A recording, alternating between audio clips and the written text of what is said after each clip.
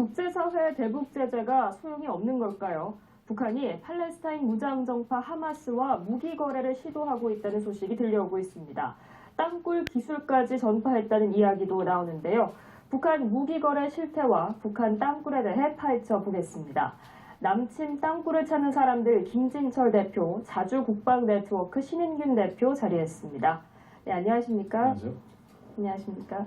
네, 먼저 북한의 무기 거래 이야기부터 해보겠습니다. 그 팔레스타인 무장정파인 그 하마스와 무기 거래를 시도하고 있다고 영국 언론이 보도를 했는데요. 북한은 이를 부인을 하고 있습니다. 대표님께서는 어떻게 보시나요? 이제 영국 그 텔레그라프지가 그 국방 관계자들의 말을 인용을 해서 하마스에다가 한 3천만 달러어치의 무기를 판매한 의혹이 있다. 네. 이제 이런 보도를 했죠.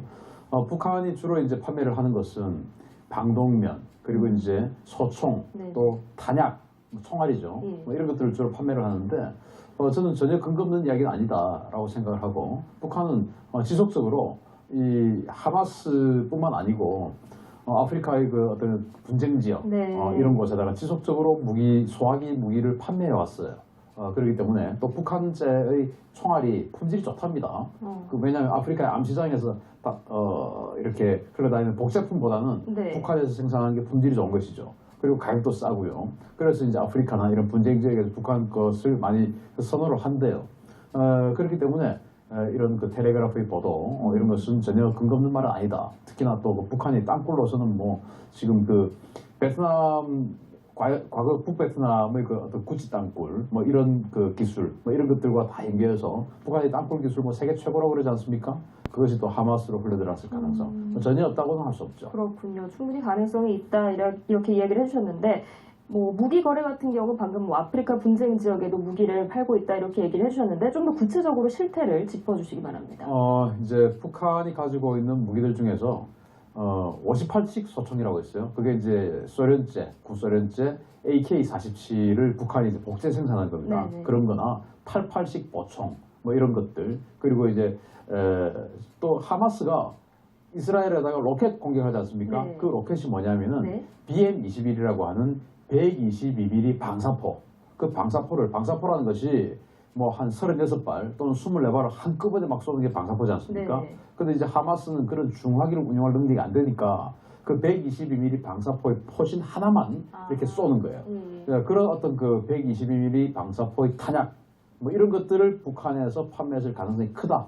이렇게 이야기하고 있고 북한은 뭐 그런 것뿐만 아니고 또 비단 하마스뿐만 아니고 시리아, 이란, 파키스탄 이런 뭐 좀 세계적으로 불법적으로 핵을 개발한다든지 네. 그리고 지금도 아주 그 국제사회로부터 어떤 감시를 받고 있는 그런 그 불량 국가라든지 이런 나라들과 아주 긴밀한 커넥션을 이루어가면서 계속 서로 간에 강점인 또 무기들이 있어요. 네. 그런 것들을 서로 교환하면서 이렇게 그 어떤 그 군사 기술력을 키워오고 그러면서 또 외화벌이도 하고 그런 것을 쭉 해왔는데 이제 유엔에서 하도 이제 북한이 이런 그 불법 무기 거래를 하니까 과거에는 북한을 비롯해서 탄도미사일 또는 핵 이렇게 아주 전략적인 무기들만 사실은 이제 통제를 했는데 네. 이제는 모든 무기들에 대해서 거래를 할 때는 유엔에 신고를 해라 라고 하는 국제법을 유엔에서 마련했어요. 네. 그런데 거기에 북한하고 시리아만 서명을 안 했습니다.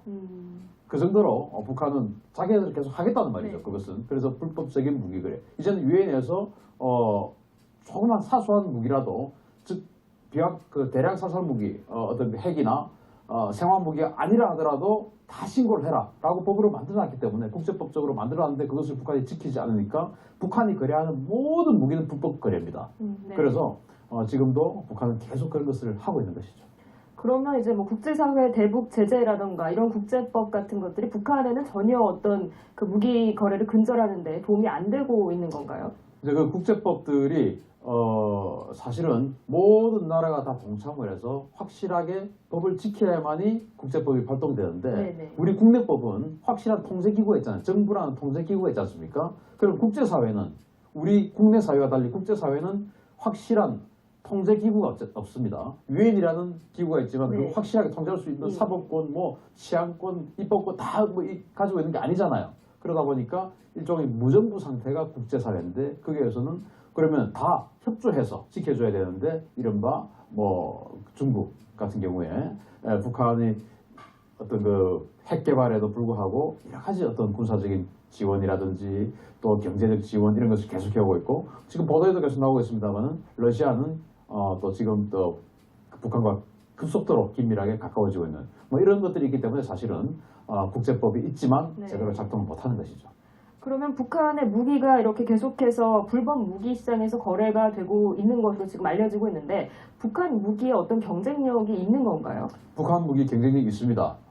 지금 사실은 뭐 우리는 한미연합군이지 않습니까? 이 한미연합군과 60년 동안 지금 겨루고 있는 북한에게는 사실은 지금 뭐 북한의 무기들이 첨단 무기들은 뭐 크게 나온 바가 없지만 이런 소화기들 이런 것들은 굉장히 경쟁력이 있고 네네. 북한 사람이라고 해서 우리와 다른 사람들이 아니에요. 우리가 똑같은데 네네. 다른 곳에 살고 있을 뿐이죠. 그렇기 때문에 그들도 손재주가 좋고 또 이 머리도 아주 뛰어나고 그러다 보니까 그들이 만드는 소련이 만들었던 무기들을 중국이 만드는 경우도 있고 여하튼 소련과 중국이 만들었던 무기를 북한이 계속 복제 생산을 하고 있습니다. 그 복제 생산하는 것의 어떤 그 품질이 아주 좋다라고 정평이 나 있습니다.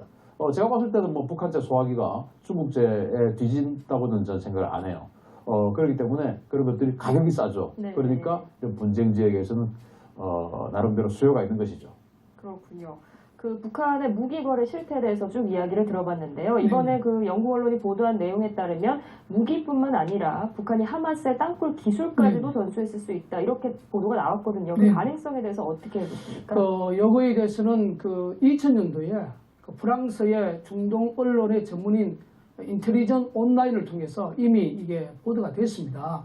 그래서 북한이 조선 그 강업 개발 무역 회사로 가정을 해가지고 하마스 집단에 들어가서 땅굴 기술과 굴착에 직접적 그 관여를 하고 예. 결과적으로 그 하마스의 이 땅굴이 실제로 북한에 의한 건설이 된 거다. 그래서 이제 이번에 그 나온 언론에 보면은 그 하마스 땅굴이 심도가 27m, 그리고 길이가 30km다. 그런데 이번에 이 의미에서 우리 국민들이 꼭 기억할 것은 뭐냐면 땅굴이라고 이야기를 하면 상당히 사람들이 원시적인 그러한 개념으로 봐요. 저게 어떤 21세기 현대전에 큰 위력을 나타내겠느냐. 근데 실적으로 2006년에 하마스가 땅굴을 통해서 이스라엘 병사 하나를 생포해 갔어요.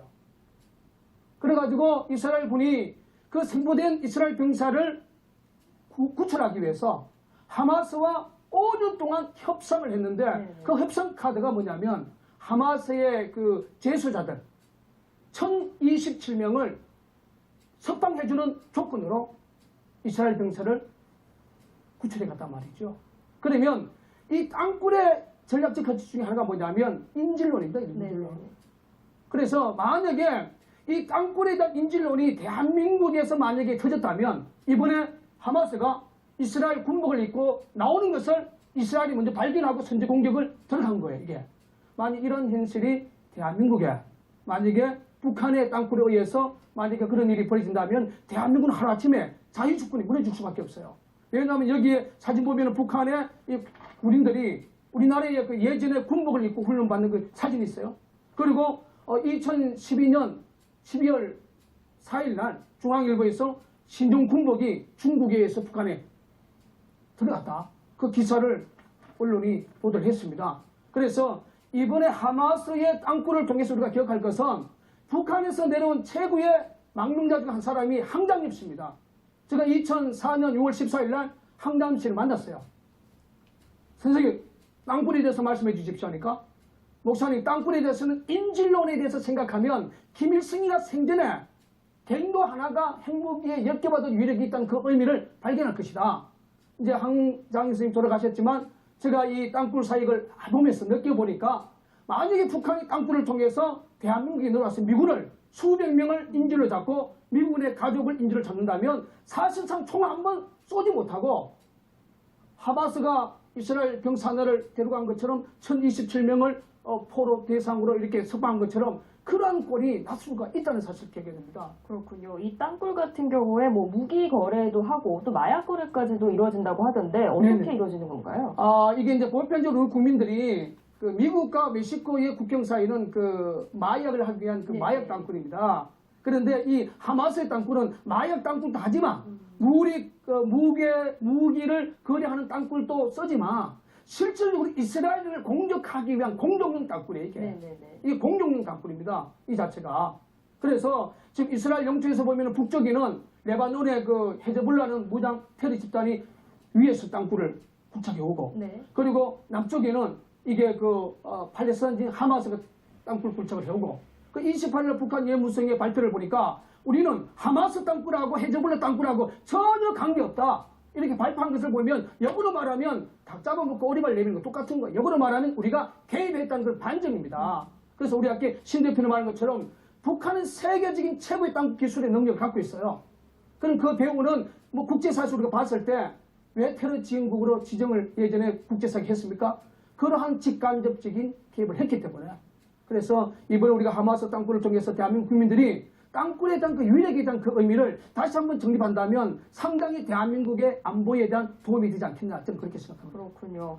그 북한 땅굴 같은 경우에는 지금 우리나라에 4개까지 발견이 됐는데 이게 뭐 남침을 위한 용도다 이렇게 파악하면 될까요? 방금 이제 인질 이야기를 하셨잖아요.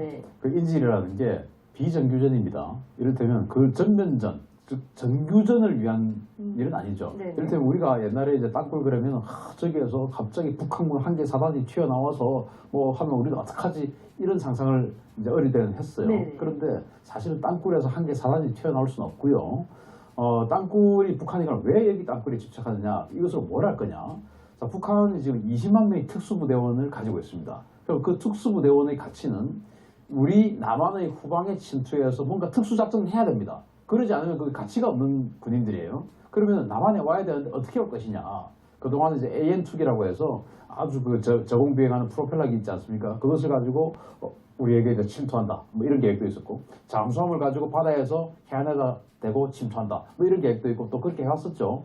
그런데 우리 해군의 잠수함 탐지 장비가 점점 좋아지고 있고 해안마다 이제 TOD 장비 그래가지고 계속 살피고 있고 또 꽁치잡이 건물에도 걸렸고 막 하다 보니까 불안하죠. 그런데 또 AN2기도 우리 공군에서 조기경보 통제기 PSI를 도입해서 하늘에서 다 봐버리니까 아무리 저공 비행을 해도 다 들키죠. 그러니까 올 데가 없습니다. 그러면은 특수부대원이 남한으로 침투할 수 있는 공간은 뭐냐? 땅굴이죠. 땅굴을 가지고 어딘가 그 땅굴의 입구가 어디 있는지 모르겠습니다만 어딘가로 해서 몇 명이 나와가지고 방금 말씀하신 것처럼 인질을 잡는다든지 아니면 아주 핵심 시설을 타격한다든지 핵발전소, 우리 원자력 발전소 많이 있잖아요. 그런 곳을 뭐 폭파시켜버린다든지 뭐 이런 일을 한다면 우리 사회가 아비규환이 되겠죠. 그런 일을 하기 위해서 저는 땅굴을 판다라고 생각을 하지 거기에서 뭐 갑자기 탱크가 튀어나오고 이런 일은 사실은 힘들다. 단지 특수부대의 대남 침투용. 그러나 그 특수부대가 우습게 보면 안 되죠. 굉장히 많은 숫자, 고난도의 훈련을 받은 그런 특수부대원들이 땅굴이 얼마나 있는지 모르기 때문에 얼마나 많이 나와서 어떤 일을 할지 우리는 모르니까 경계를 해야 되는 것입니다. 지금까지 뭐 4개가 발견이 됐는데 2000년대 이후에도 땅굴을 파고 있다는 첩보가 들어온다고 하거든요. 이런 첩보가 얼마만큼 좀 믿을만한 건가요? 저는 뭐 땅굴을 한 번도 뭐 기존의 땅굴은 제가 봤습니다만은 지금 그 이유는 우리가 아무도 모르잖아요. 사실은 그 땅굴의 어떤 그 존재에 대해서. 그러나 저는 북한이 지금 우리가 첨단화되고 있는 우리 한국의 PSI라든지 뭐 이지스함 뭐 또 우리 첨단 잠수함 이런 것 때문에 침투 경로가 점점 통제되고 있기 때문에 북한으로서는 오히려 1950년, 60년, 70년대보다 지금으로서는 어떤 한국을 공격하겠다라고 하는 어떤 그 공격 야욕이 꺾이지 않은 이상 지금이 오히려 땅굴이 더 필요한 시점이 아닌가라고 생각합니다. 그래서 땅굴이 전혀 없을 것이다 라고 생각하는 것은 조금 지금 현재 남한과 북한의 전력 구조를 봤을 때 조금 잘못 판단한 것이 아니냐. 땅굴은 오히려 지금 이 순간에 더 있을 수도 있다. 그러니까 우리 군에서도 좀 그런 부분에 대해서 물론 힘들겠죠. 그렇지만 그런 부분에 대해서 탐지하는 일을 게을리해서는 안 된다. 그러면 탐지를 해내는 것도 중요하지만 탐지하는 부대가 열심히 탐지를 하고 다니는 것만으로도 북한에게는 상당한 억제력이 되죠. 그런 조직이 좀 필요하다고 생각합니다. 그렇군요. 그 대표님께서 직접 이제 땅굴을 탐지를 하는 작업을 하고 계신데 어떻습니까? 실태가 지금 어떤 상황인가요? 네, 지금 이제 저희들이 경기도 양주에서 그 땅굴 작업을 하고 있어요. 그래서 저희들이 땅굴 작업을 제일 먼저 지역 주민들에 대한 그 제보입니다. 네네. 그 강력한 폭음 소리. 이번에도 저희들이 이제 양주 쪽에 사는 것이 강력한 폭음 소리가 뭐 한두 명이 아니라 여러 분들이 그걸 들어서 우리가 그걸 제보를 받으면 제일 먼저 현장에 가서 우리 낭불사가 가장 많이 탐사하는 그 도구 중에 하나가 다오징, 뭐 라지에이터라는 그걸 가지고 다오징과 라지에이터를 해서 그 현장이 이제 포착이 되면 그 운물 그 시추업자 3인치 이런 뭐 75mm 이런 시추기를 가지고 지질 조사를 뭐 30m까지 작업을 합니다. 작업을 하고 이제 네 번째는 그 국방부가 탐지가가 가장 많이 하는 250mm T4까지 우리가 동원을 해서 또 작업을 해요. 그 작업을 하고 마지막 이제 거기에 우리가 수중 노공기를 넣습니다. 네네. 노공기를 넣어서 뭐 일주일이든 3일이든 그 기간 동안 이제 거기서 반드시 녹지가 돼야 돼요. 근데 거기서 이제 녹지가 되어지면 아 이게 정확물이다. 그래서 우리가 절개 작업을 들어갑니다. 절개 작업을 들어가서 우리가 예상 심도까지 가가지고도 정확물이 안 나오면 그게 땅굴 징후라고 선포를 하지 않아요. 네. 그래서 우리가 보편적으로 땅굴에 대한 이 작업이 한 5단계 내지 6단계를 거칩니다. 그래서 오늘 제가 여기에 이제 갖고 온 이 돌은 제가 그 양주 땅굴 현장 지하 20m에서 직접 내가 손으로 띄어온 거예요. 자, 이 육안으로 보면 이게 기계에서 편마된 곳이고 세 조각이 편마가 됐어요. 그리고 이면하고 아래면은 똑같습니다. 제가 지하 20m의 작업 현장에 손으로 띄어온 거예요. 왜 이 돌이 무슨 돌이냐? 얘들이 땅굴을 작업을 하다가 우리한테 발각이 되면 대모으기를 합니다. 대모으기. 대모으기를 할 때 가장 많이 하는 것은 에어소트를 칠 때에 이 편석, 우리가 말하는 이 편석을 붙이지 않으면 그게 슬러지가 떨어져요. 이걸 50cm, 뭐 30cm 간격으로 이게 대모으기를 합니다. 제가 거기 가서 이게 인위적으로 가공된 연마된 돌이기 때문에 손에 띄어서 가지고 오는 거예요. 이게. 이러한 물정들이 실질적으로 현장에 드러나도 국방부의 원칙은 너들 뻥 뚫린 땅굴 가지고 와라. 참 잔인한 요구를 하고 있습니다. 그러면 오늘날 많은 국민들이 대한민국이 상당히 안보에 대해서 건강하다고 생각하는데 실질적으로 땅굴에 대한 조직은 완전히 와해가 됐어요. 자, 그 한 예가 작년 2013년 10월 10일 날 국회 국방위원회 이제 국정감사 때 그 육군본부가 경기도 구리에 땅굴 징후 포착했다. 우리 거기에 탐사 중에 있다. 그리고 기계를 장비를 뭐 20대 이상 가까이 투입해서 작업을 하다가 중단했어요. 왠지 아십니까? 그 작업 자체가 할 수 있는 기술력이 없어요. 국방부에서는. 우리 낭굴사보다도 기술력이 없는 사람을 가지고 어떻게 땅굴 찾습니까? 그리고 장비도 예전에 박정희 대통령이 74년 10월 26일 TF 때 그때 쓰던 그 장비 34년 된 장비를 일부러 쓰고 있습니다. 그래서 제가 땅굴 방송을 오늘까지 5번인데 제가 일반적으로 요구하는 것이 뭐냐면 땅굴을 찾기 위해서는 민간 대기업체를 끌어들여라. 민간 대기업체가 갖고 있는 땅굴 장비와 기술자가 국방부보다 90% 이상 월등한 기술을 갖고 있어요. 이걸 13년 동안 그렇게 외쳐도 국방부는 묵살하고 박근혜 정부조차도 묵살하고 그런 정국이고 또 마지막으로 1990년도에 한미연합이 땅굴을 찾기 위한 TNT 조직이 1990년도에 이미 해체돼 버렸습니다.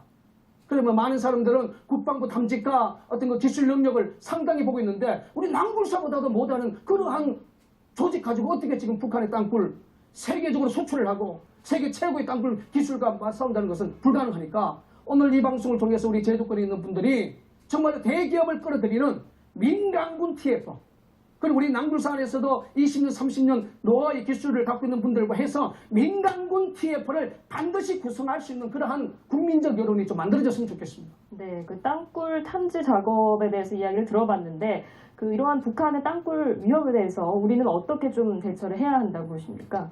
땅굴이 있는지 없는지 그것은 사실 저는 모릅니다. 모르지만 땅굴이 있을 것이다 또는 북한에게는 필요하다라는 것은 제가 군사적으로 판단할 수 있습니다. 네. 그러면 북한에게 필요하면 어딘가에서 작업을 하고 있을지도 모릅니다. 그래서 방금 이제 목사님 말씀을 하셨지만 우리가 땅굴을 찾아내는 것도 중요하지만 네. 땅굴을 찾아내는 노력을 하고 있다는 것이 북한에게 굉장히 겁나는 일이죠.